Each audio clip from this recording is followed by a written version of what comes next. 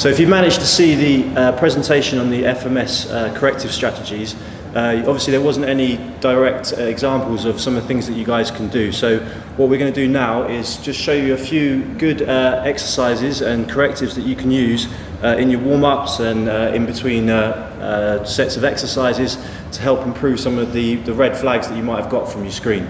So to start, we're going to go through an exercise which has its origins from the Postural Restoration Institute. It's called an all fours belly lift. We've got George here. This is going to be a good option for the active straight leg raise correctives, and it does actually have a little bit of crossover into the shoulder mobility part if you've got any asymmetries or ones on that screen as well. So we're going to be in an all fours position.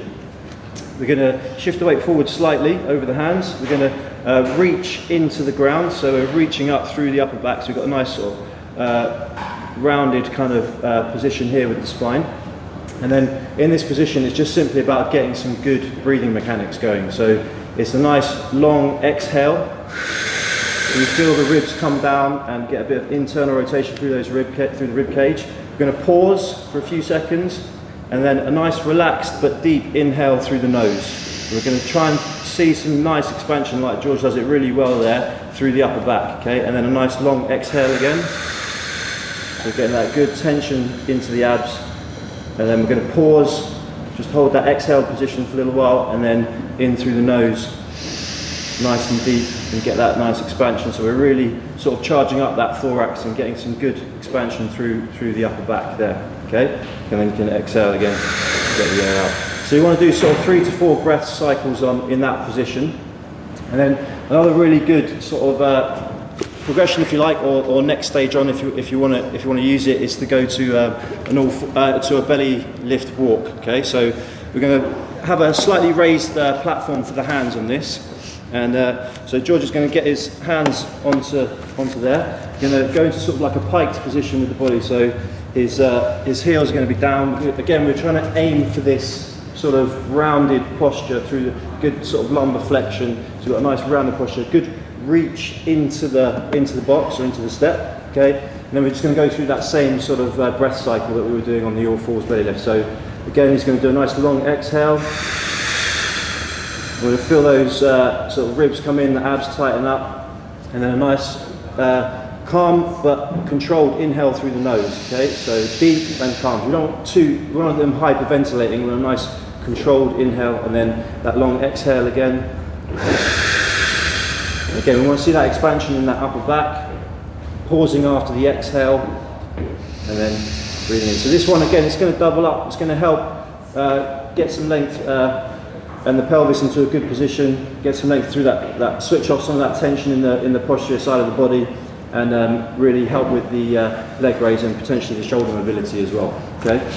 We're going to do another one now, which is a bit more, it obviously looks a bit more like the active straight leg raise. So George is going to lie flat on his back. He's going to have one knee bent and one leg just resting on the box. We've got a slightly raised platform. This just helps to make it a little bit easier for the client in terms of using their core properly and keeping the sort of extension through the lower back under control. Okay, so really straightforward this one.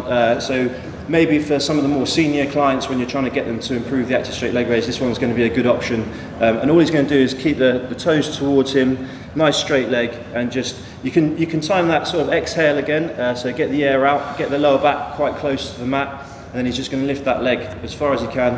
And you'll probably see this is going to give you, in this position, because we've got a nice sort of flat lower back on the mat, it's going to give you a little bit more range than you might get on that original test. And then come back down, and there's nice control on the way down, so you can time the exhale on the way down as well, so we're not arching through the back as the leg comes down. We're really being solid and integral through that sort of through that core as the leg's moving. Okay, so that's a good option. You can go through sort of 5-6 reps on each side, and the important thing here is just to go for the quality over anything else. So we want to see a nice clean movement. We don't want them sort of throwing the leg up and down. Just get them to think about abs, think about lower back, and that leg being nice and straight as you lift it up. To progress that a little bit, we can then go for a more sort of core engaged version of that. And again, this helps to just keep the pelvis and the rib cage in good position as we're trying to move the leg up and down and free up those hips a little bit, that hip separation a little bit. So what you can do is grab a band, you can hold onto the band as a trainer yourself, or you can tie it to an anchor. But you just come around to the top of the client. They're going to hold onto the band with both hands. Nice straight arms. I'm just going to create a little bit of tension through the core by pulling the arms towards the leg. Okay, so again, that just helps get those abs switched on. And this time we're going to have both legs on the box, and he's going to do a core engaged leg raise with one leg. So just the same thing, nice quality, clean movement up and down, and then getting that breathing again. So you can try the inhale and then exhale as he lowers. So that's under nice control, and that should help to sort of program the client's awareness in terms of what their core should be doing and what the position of the lower back and the pelvis and the rib cage should be when they're trying to lift that leg. And you should find trying those examples that will get a good sort of 2 or hopefully 3, and certainly that should clean up for any ones on that screen.